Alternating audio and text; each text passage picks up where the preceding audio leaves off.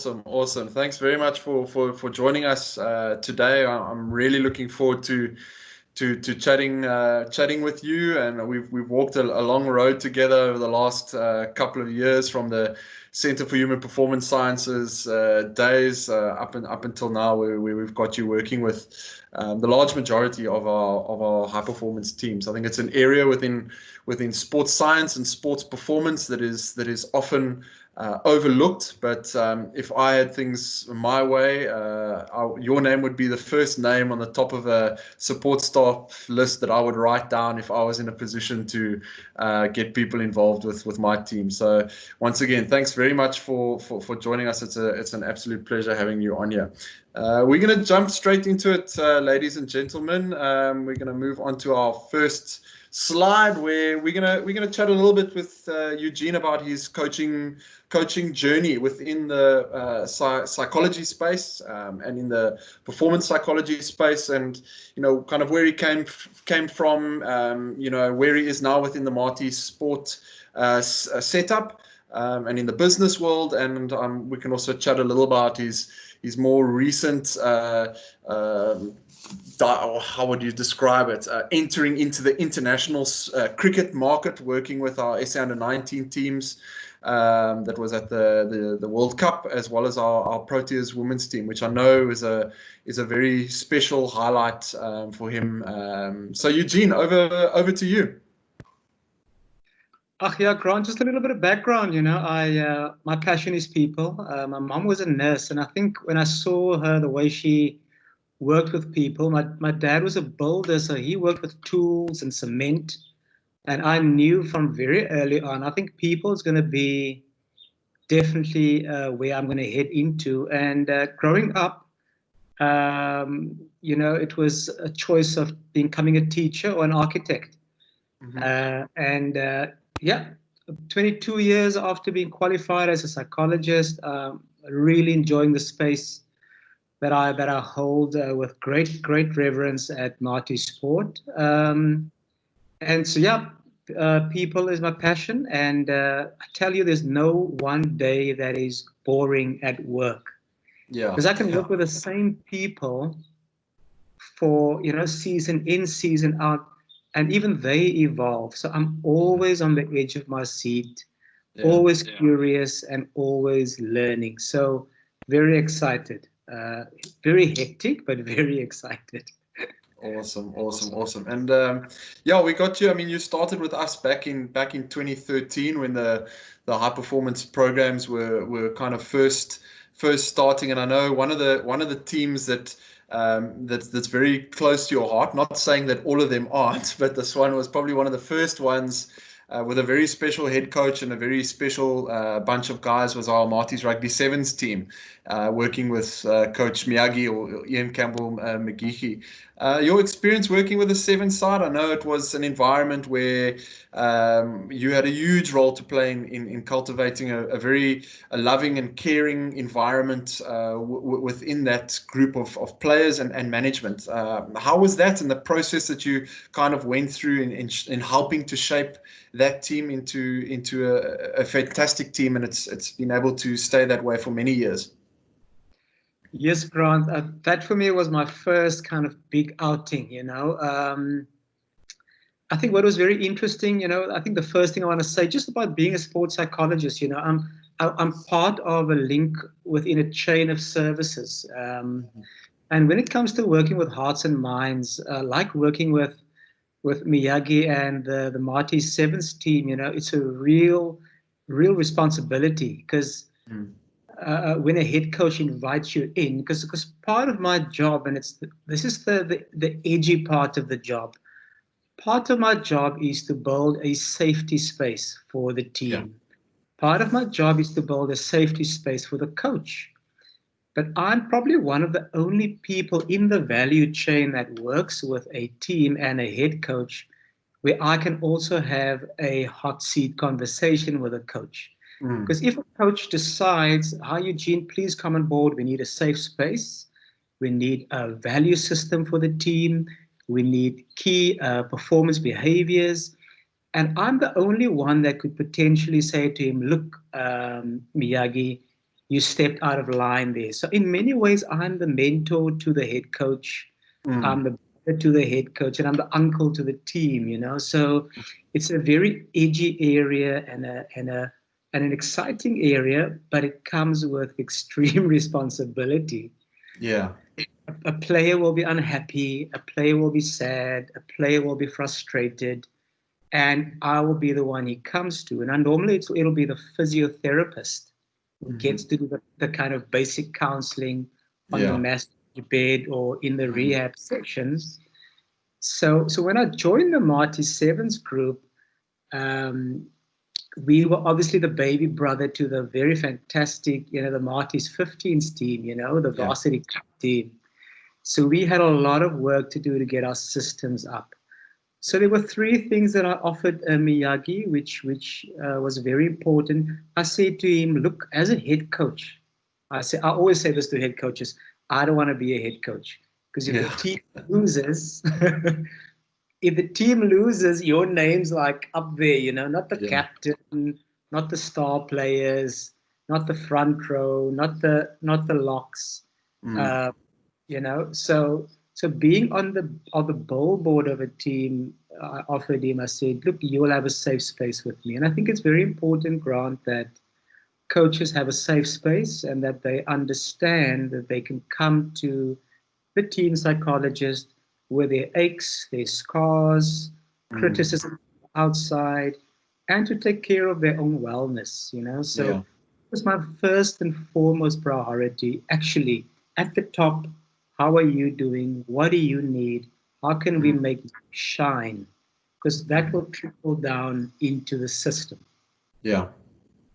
No, that's fantastic. And I mean, I've seen how, I think it's come up in previous Connected Coaches episodes where our multi-sport coaches have spoken about their relationship with you and how you have allowed them to be the coaches that they've emerged and continue to grow and develop into because of that safe space that you spoke about. I think it's such a vital part. And I look at myself when I first met you and we first started interacting with one together, and how I've changed from my interactions, with you over the years. And it's fantastic that Marty Sport is able to provide that service to not only their student athletes, but to their coaches as well as their support staff and the performance side of things, because we are all humans and we all have hearts and minds, and we all go through some dips and some highs, and it's sometimes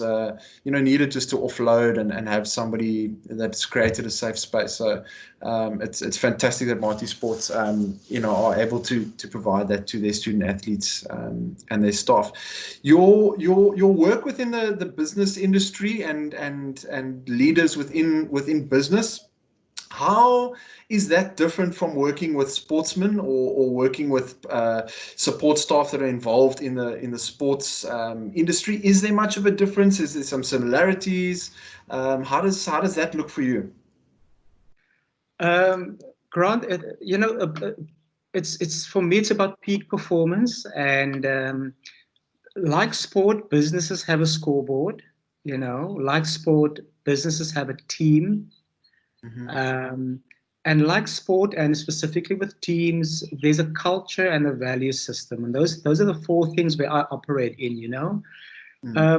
Like sport, every individual player, regardless of his position, and I'm thinking about someone like a Cheslin Colby, faced massive criticism because of his size, because of whatever. He's a pocket battleship. And what I do in the commercial space, when I work with leaders of industry, everyone faces a leadership challenge. Cheslin Colby faced a leadership challenge. He had to rise up against hectic criticism from, the traditional ways and thinking in rugby, for example. So he had to step through the leadership, and then he scored that magnificent kind of World Cup ceiling try by sidestepping the guy that can't tackle. So in the commercial space, people need to be in their leadership. They need to understand how to build good relationships with other people. And at the end of it all, there's a scoreboard at the bottom. The same like in rugby or in netball. You got to work together with people.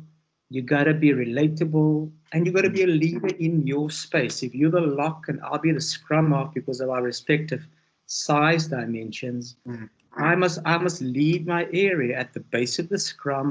That's my area. You must get the ball, the high ball. You must get the ball in the lineup. So it's all about teamness. It is about leadership. And at the end of it, it's a performance environment. So I've been spending about 20% of my time in the commercial, corporate, business space.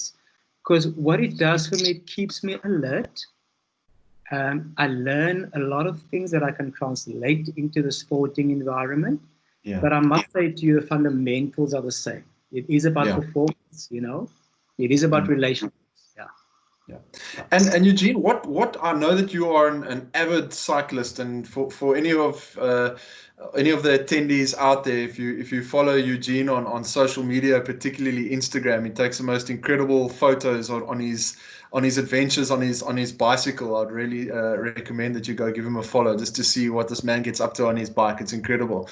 But what drew you to sport? Because psychologists in general, they work with people, and I think to be a psychologist, you must have a love for working with people and helping people overcome adversity in their lives. But what particularly drove you to getting into the sports market or working with athletes in particular?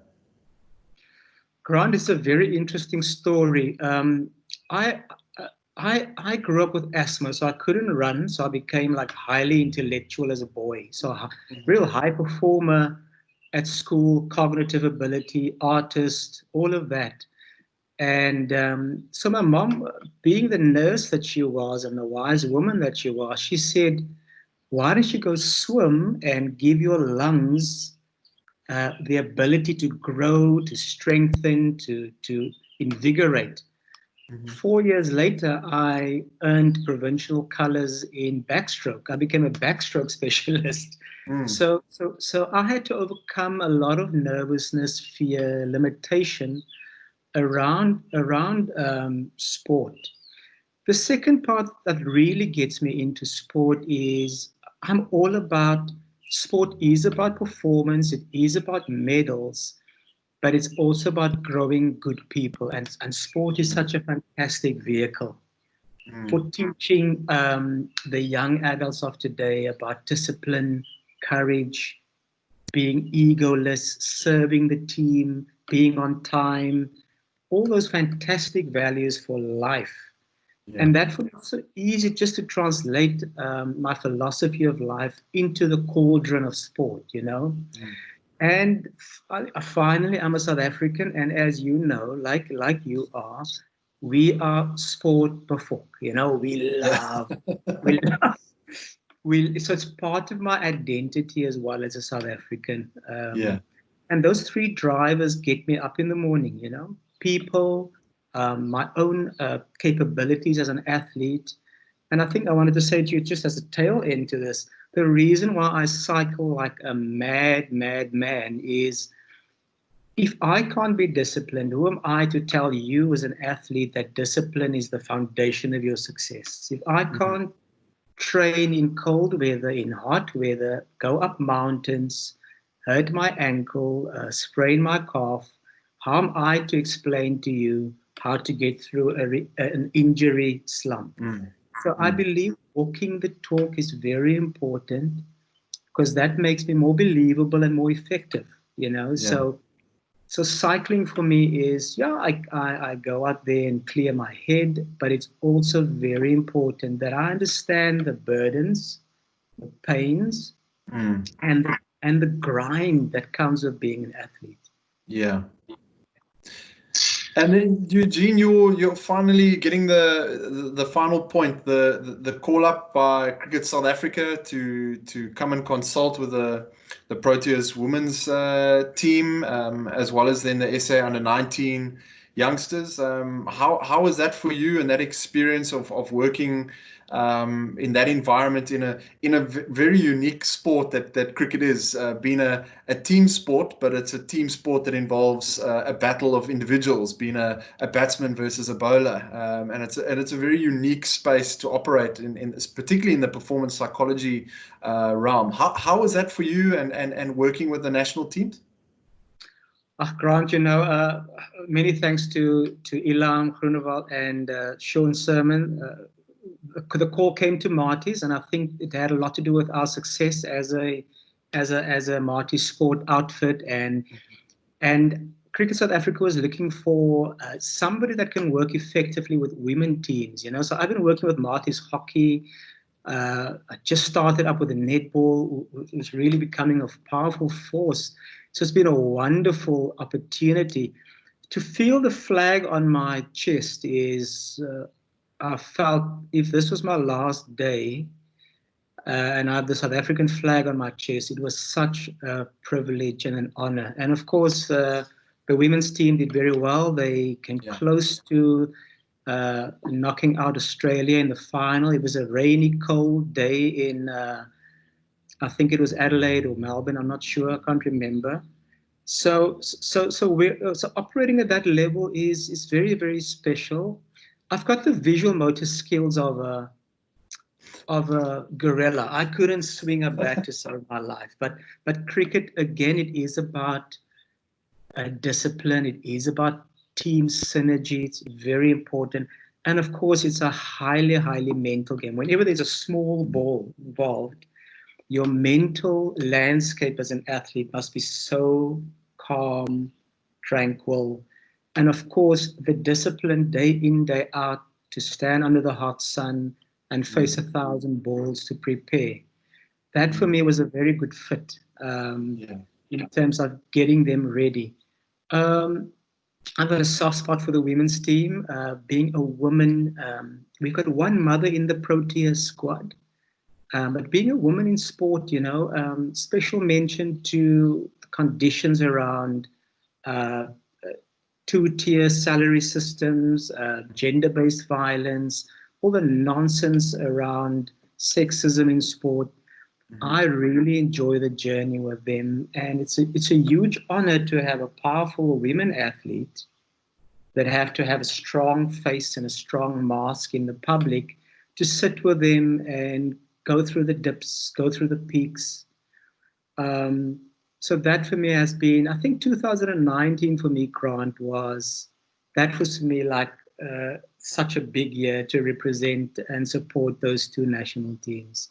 That's awesome, and I really hope that your journey with Cricket South Africa continues. But let's hope that we can keep you involved at Marty Sport for many more years into the future. But I think you can definitely have a huge role to play within Cricket South Africa, and I wish you all the best within that environment as well.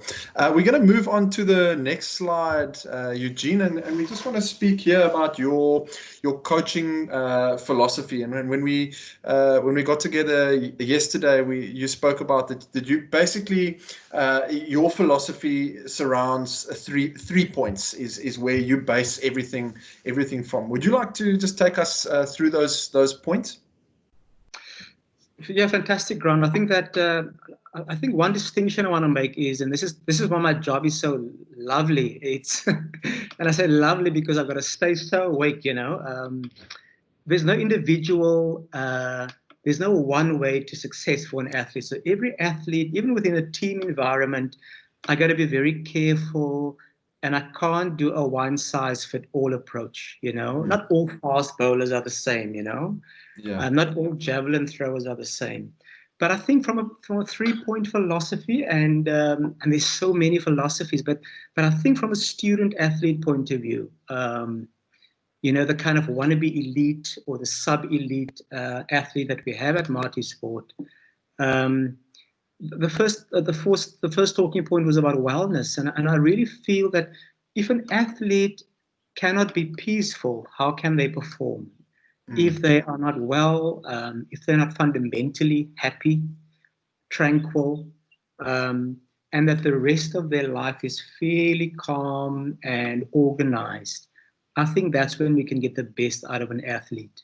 The athlete, obviously, that isn't too well or isn't too peaceful, that's typically the athlete that, every 10th session the athlete is absent. Or the athlete is in session for training, but you can see she or he is not in it, Yeah. And as a result, that performance ceiling has already dropped because they've got some what we call noise in the engine, So the wellness piece for me is fundamental. So my first few sessions with a team often, or with an individual athlete, is often, how are you? What makes you tick? What hurts?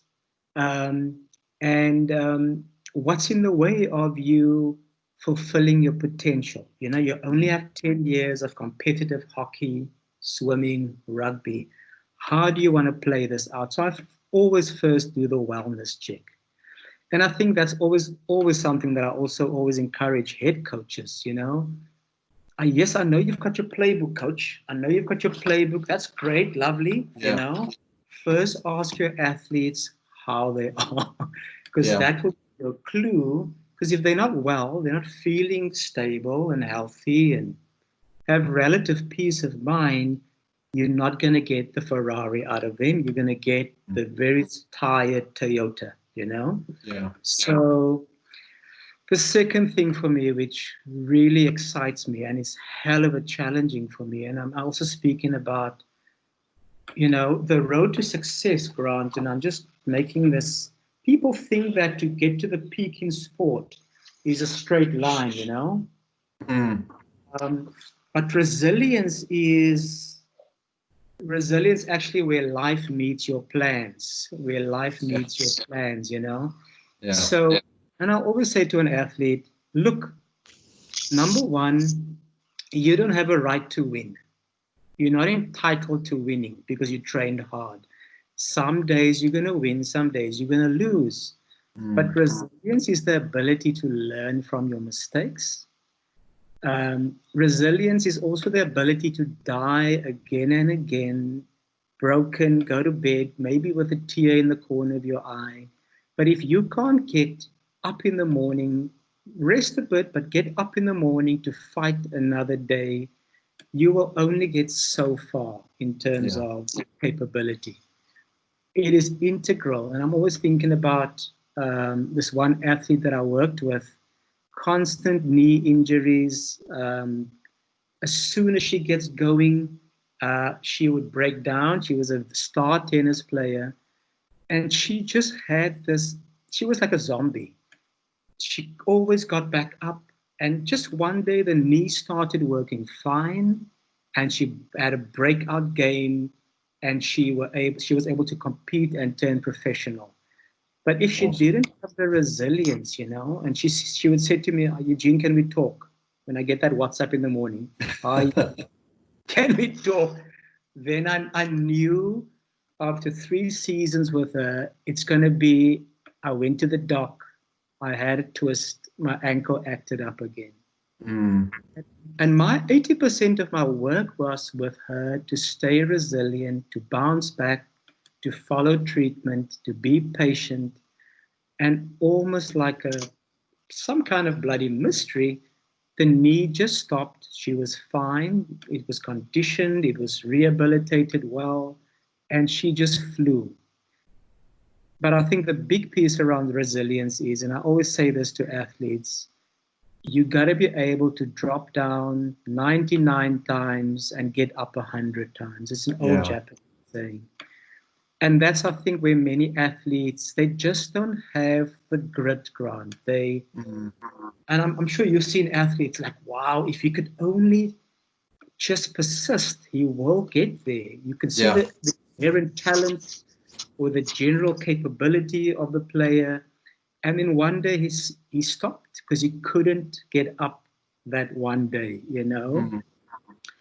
So that for me is I think if I were to say to you, with all the professionals I work with, the resilience conversation is probably 75% of my work.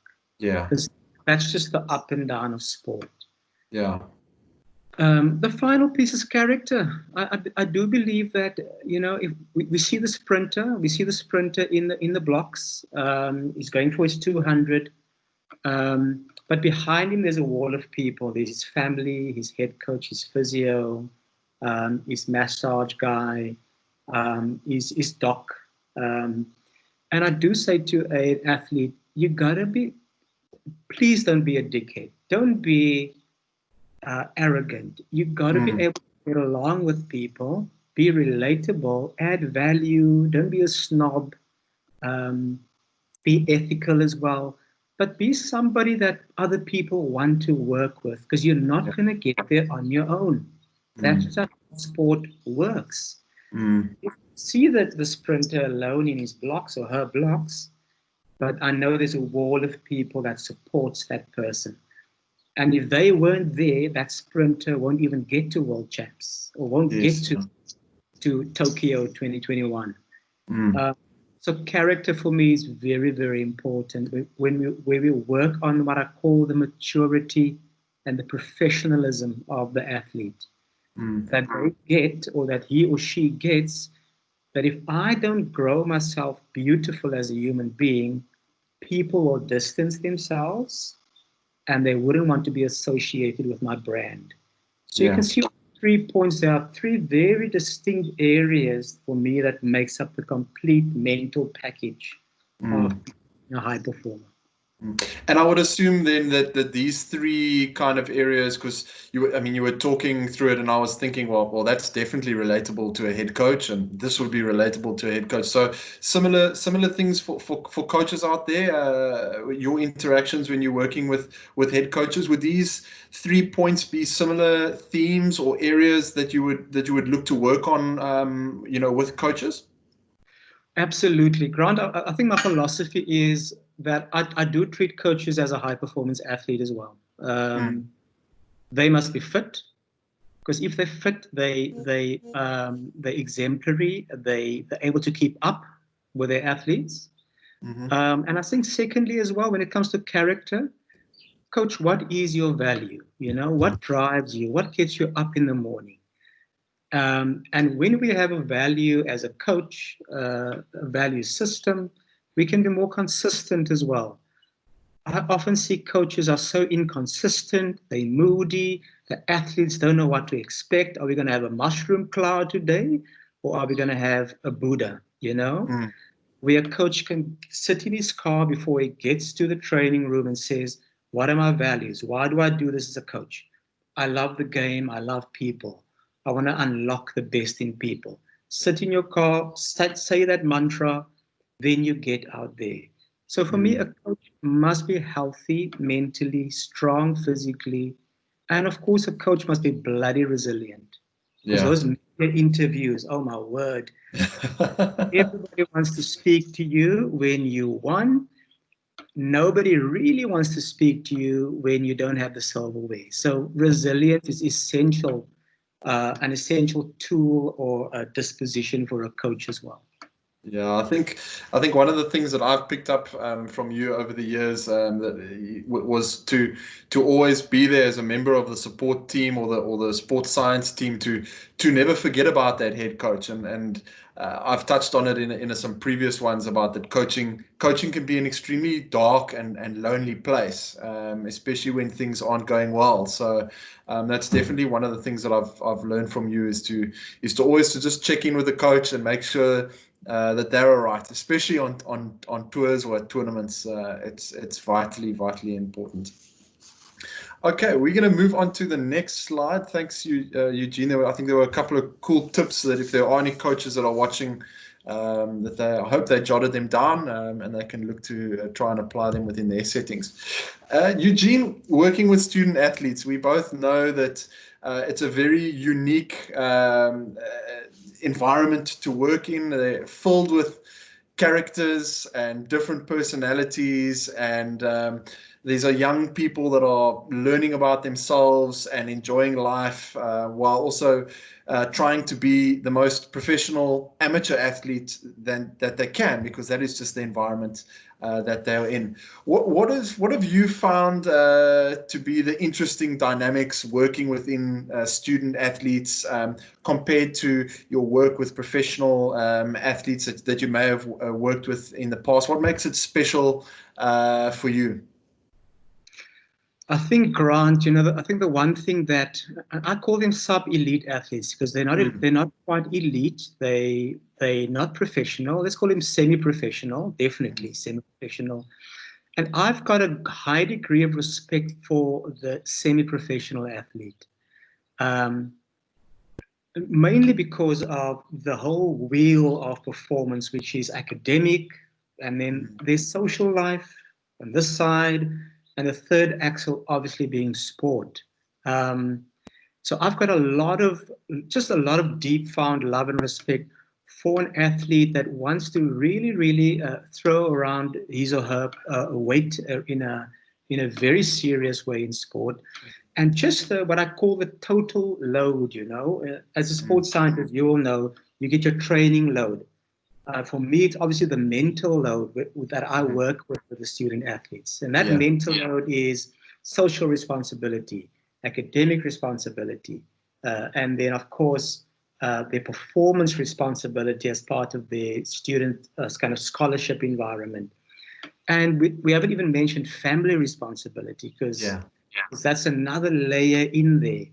So just, I think that's the one distinction. So in terms of the wheel and what I call the total load, I think it's important that coaches really get, and I think a lot of coaches do at Marty's, we've been talking about it for years, is not just to take care of your silo when they get to the training ground or to the gym, to understand that they've got a total load and a total stress. So I really look at them very holistically. The second part for me, which is it's always special to be part of someone that just turned 18, turns 21 on the road, and to be part of that formative space. They're not teenagers anymore, but they are definitely adults, but they're in this kind of zone of understanding what it takes to be an adult,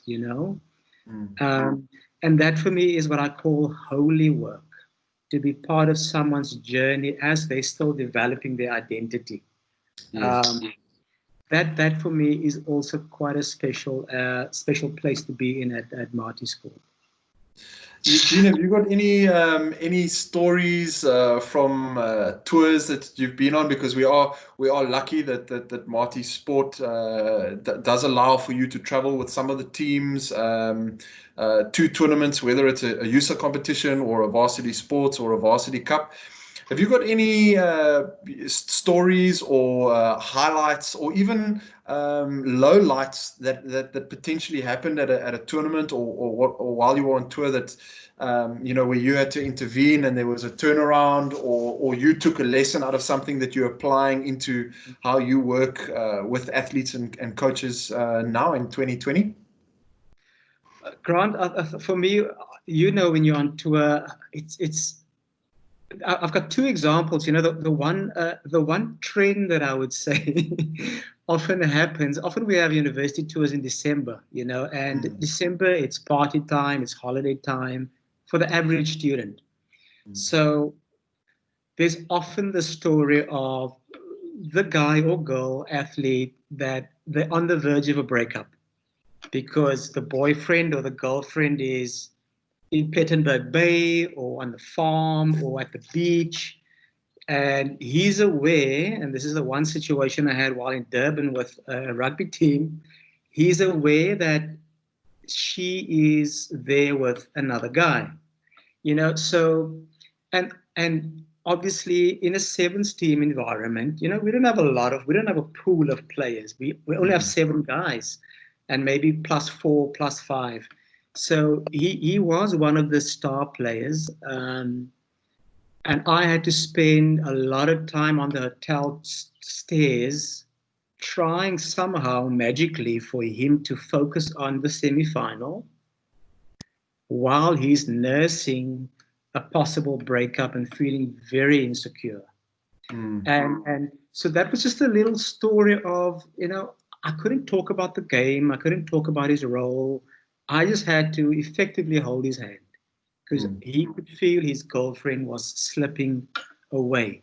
And I think that's the nature of the beast when it comes to working with university students. Anything can happen on the day. And another situation always, not always, but every now and again is, and it so often happens in the knockout stages of a tournament, a couple of the players slip out of their hotel, went to a pub, we caught them on social media, and now we have a disciplinary the day before the final or the evening before the final. But now you can't have a disciplinary because some of the guys are still hungover. You rather want them to, now do we have a disciplinary now or after the final? So those are just some of the, you're less likely to get that, and I'd never get that when I tour internationally. You don't really get that with the pros, There are contracts at stake, their livelihood is at stake. Not to say it doesn't happen, but it's far less likely. So often on tour, it's these social dynamics that play out, and I love it when, and typically what happens, the head coach, "Hi Eugene, can you come to my room?" So there was an incident, and can you please just deal with, for example, Grant? He looks out of it. He's not even talking to me. He's not answering my messages.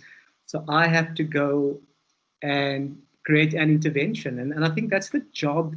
That's a part of the job that I love. I must be ready to change position, develop an intervention at any point in time on the tour.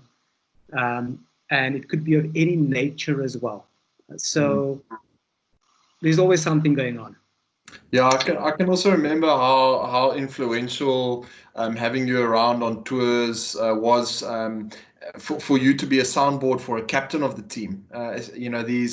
These varsity sports tournaments and USIT tournaments. There's a lot of pressure on the student athletes to perform. Everyone wants to do well. Everyone wants to get noticed on TV. But there's also a lot of additional pressure that sits on captain's shoulders, and the interviews, and they may, not all the time, but quite often the captain of the team is generally one of the senior players in the team that everyone looks to guide them in tournaments.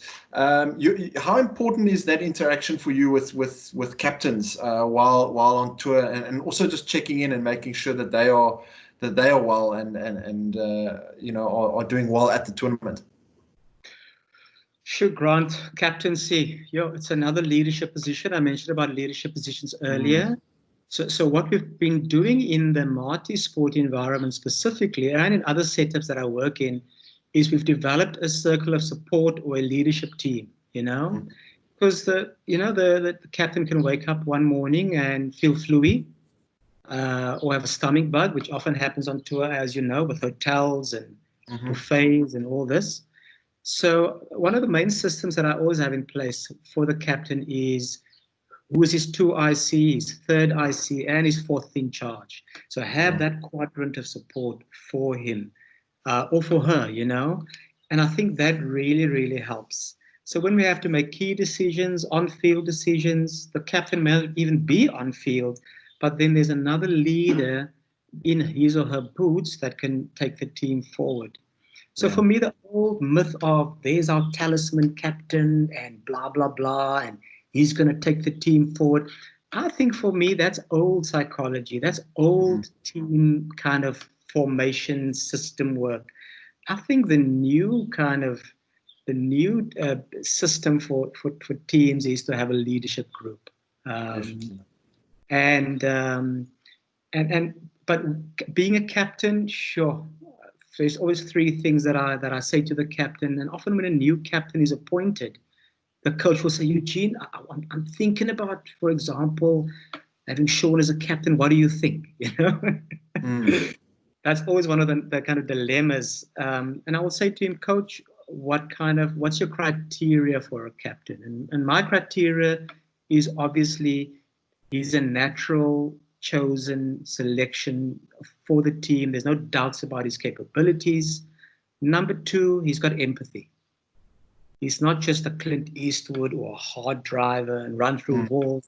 He must be able to empathize with his teammates or her teammates. And the third thing, obviously, she must be an example of the team's value system. Let's say it's excellence, professionalism, compassion, gees, So the person must be able to walk the talk, which is very, very important. Yeah. Awesome, thanks, Eugene. We're gonna move on to the final slide, and we just want to chat a little bit about. We've touched on it briefly, just on the performance psychology for coaches and the work that you've been doing over the last couple of years within the Marty sport environment, and the coaching forums that we've been having with you, kind of leading that. Do you want to perhaps touch on a little bit about the what you call the Marty Sport coaching DNA and what it is that makes up a Marty Sport coach? For me, Grant, this is a meeting that Sean and I have had for years, and we kind of saying within the Marty Sport environment, how can we be absolutely superb in terms of taking care of coaches and athletes. And I think the old model would only be athlete-centric, but we've come up with a lovely model for supporting the coaches. Like I mentioned to you, there's 2 or 3 reasons why. It's a wonderful blessing to be a coach when things are going well, and it's a hell of a burden when things are going terrible. So how do we support the coach? Number 2, and this is university sport. You can't contract in players for 5 years or 10 years, whatever. The turnover of athletes are so high, and it's very, very stressful for coaches. If very few athletes, student athletes, would study postgraduate. So because of the high turnover rate as well, we had to really find ways to support a coach in a fast-moving system where there's a conveyor belt of athletes. Yeah. And the third thing which you asked about was, we are working on, when you meet a Marty's coach, what can you expect? There are a lot of myths around what Marty's is about, especially within the New South Africa. So we're really working on a tier system where we have empathy right up there as a very, very key distinction around what it takes to be a Marty's coach. Obviously, that matters a lot, especially within a very difficult political environment. The second thing that we've noted that coaches, I find often that coaches don't talk to each other. And that's what I said to Sean's sermon. I said, how do we create a collective wisdom space where a losing coach can ask a winning coach, so Grant, how did you do that? Yeah. And the secret sauce to our coaching DNA program have been where coaches are sharing ideas, and I call it upholding the value of Ubuntu.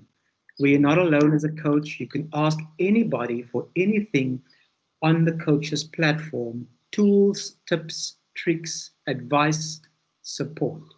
And I think that's been making a hell of a difference. Definitely. And as you know, there's always coaches leaving and there's always new coaches coming in. But what will be a central thread will be, when you come on board, this is the Marty's environment, this is the DNA, this is kind of the things that make us tick as a Marty's brand. And when you're a coach, these 3 things matter. You share your wisdom, you have empathy, and thirdly, you're not too arrogant or inferior to ask questions. So humility is very important. Yeah, it's been great hearing through this Connected Coaches series, a number of the coaches saying how They've taken huge value out of the coaches forum, and they look forward to those connections with the other coaches. And I think Coach Zan was talking about how she loves going and having a coffee with Coach Bales from cricket now, and connecting and sharing ideas. One thing that I learned from you over the years, Eugene, was milkshake moments. Can you maybe describe to just the attendees what a milkshake moment is for you, or what are you describing when it comes to a milkshake moment, and why you feel milkshake moments are important? Grant, it comes back to the philosophy that I really uphold, and is I often meet a coach, and I would see that the coach would just drive the program, operate from the playbook, and get things done. And it's one of the practices that I always recommend to coaches is, look, once a quarter, make sure you have a one-on-one with your athletes. You never know what is hidden there. You never know what else you can unlock. But if you don't build that connection with your players, with your athletes, how will you know where to unlock what? And especially when you're on the battlefield and you want to work inches, there will be you will have a way to unlock 2-3% from that athlete. But in no way is that possible if you don't have an individual connection. Now, because I'm a sweet tooth, I came up with the idea of a milkshake moment. Double thick chocolate. It's got to be double thick. It's got to be chocolate. And it really excites me to see when a coach comes to me and says, Eugene, you know what? I had a milkshake moment with Grant, and wow, I did not know XYZ. And we are getting along like a house on fire. Yeah. So I think for me, Grant, the philosophy around the milkshake moment, is athletes are people first, coaches are people first, Sport can be so brutal sometimes, where we're just machines, units, how much loading, how much periodization, how much tapering, what with the scoreboard. And for me, it comes back to we're Africans in Stellenbosch, and we're humans first, And if you have the human connection solid, the athlete will want to take the team and Marty's to the stars. Oh, that's amazing. Eugene, I think one of the other things that often there's a misconception around performance psychology and mental skills is that you only bring in a psychologist when things are going bad, and it's that kind of band-aid solution. But I think the perception, at least within Marty's sport, is changing, and it's definitely changing within our head coaches, where performance psychology and a mental skills program is a year-round program. It's not a band-aid solution. How important is it for you to engage with the student athletes or the teams or the individual athletes, as well as the coaches on a regular basis, instead of coming in for 2 weeks before they go to a tournament, or they've just come back from a tournament and there was drama and the tournament didn't go well and players are fighting, and then you get brought in when there's a problem. So how important is it for you that performance psychology, mental skills is part of an annual plan and an annual program around the team or the athlete? Yeah, Grant, I think it's absolutely essential. I would say to clubs or to teams, look, I'm not an ambulance driver and I'm not a motivational speaker. Yeah. So I can come in and make some money and say a few things. But I think these days your psychology program is as essential, and I call it a driepoot potjie, like a potjie. You've got your conditioning stuff, your hardcore skills, strength stuff work there. You've got your culture, which is very important. Culture being how you do things, what are your value systems, what are the things that make you tick, and the third thing being obviously the psychological space. For me, it's absolutely, I think you can be average and call me in 2 weeks before your peak tournament and be average, or I think you can be really good to great if you have what I call an integrated psychology program. For me, it really is about understanding that, well, these days, the margin between winning and losing, oh my word, is, one missed goal kick, or in hockey, 2 centimeters to the left and, you miss the box, or in tennis, just a little bit more to the left or the right. So when you can unlock all possible margins for success, I say unlock it and have an integrated program. Now, just a couple of distinctions, Grant. A lot of coaches don't like working with a psychologist, and often that's either personality challenge or they've had a bad experience with a psychologist. And I've heard some stories about certain mental skills coaches or psychologists. So a lot of people struggle with the notion, and of course there's the old idea that, oh my word, you're seeing a psychologist, there must be something wrong with him. Yes. I say, oh my word, you're seeing a psychologist as a team, there must be so much right with you, because you get that your heart and your heart and your mind plus your skills make up the complete athlete. How do you unlock the heart, the mind, and the obviously conditioning and skill set? All those departments make up the complete performance, and I think that's where it's going. And I think I'm excited to be in the mix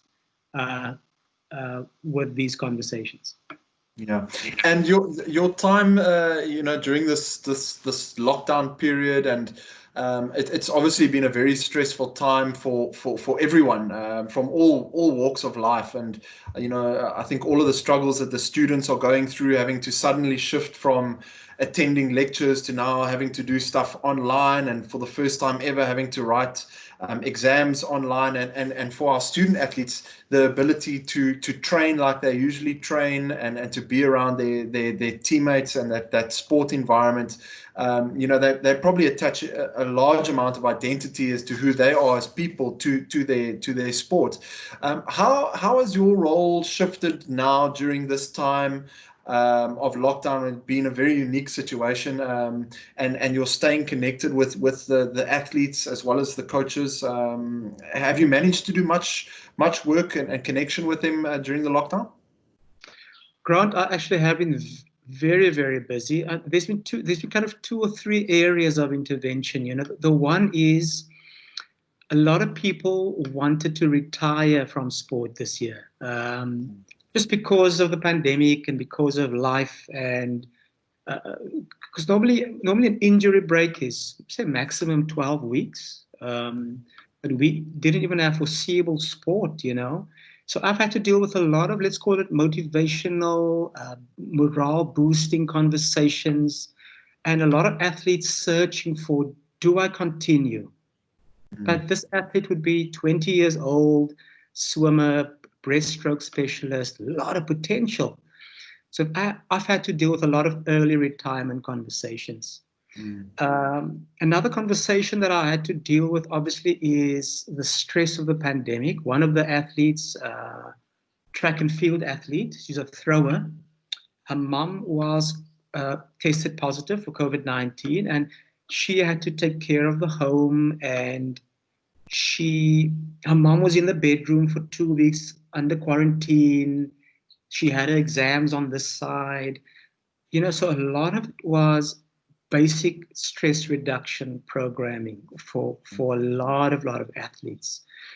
The online university, assessment space, exams, tests, hell of a nerve-wracking. And I would always be nervous for the athletes, because if they don't do well academically, they lose the key to the high performance space, Yeah. So I had to do a lot of, let's call it, strategy work with how you're going to get through this, what's going on, because of the double stress load of the pandemic, the lockdown, with an exam in the mix, an online exam in the mix. Yeah. The third one, which is what will interest you more, is how to keep everybody reasonably fit, And so we had to focus from performance point of view on process goals, So a lot of sprinters have got 3-kilometer personal record challenges. So we've had to translate and convert their performance challenges into process challenges. Yeah. And so far, so good. So far, so good. But it has been very tough. And the one main difference with 2020 was that it wasn't just the athlete that was in lockdown. I was also in lockdown. Yes. I was also at risk for infection and all of that. So bottom line, I was in the same boat, same ocean, different boats. But I was also that ocean of uncertainty. But I do miss sport. I do miss the contact. I do miss screaming from the touchline. And I do miss doing what I do face to face. Yeah. Awesome. Eugene, on that note, I'd just like to say thanks very much for joining us today. I think it's been hugely insightful, and I think whoever attended live has definitely learned one or two things. And for those that weren't able to tune in live, I hope that you managed to get a hold of this and take a look and watch, because there's some definite pearls of wisdom. So Eugene, thank you very much for that. We will get to some questions. I just want to put up the slide for next week. We will be chatting to Dr. Suzanne Ferreira and Maurice Fisher from Marty's Athletics. I'm sure this is going to be very, very insightful from two fantastic coaches. So if you are into track and field, these are two people that you definitely want to listen to next week. So please tune in then.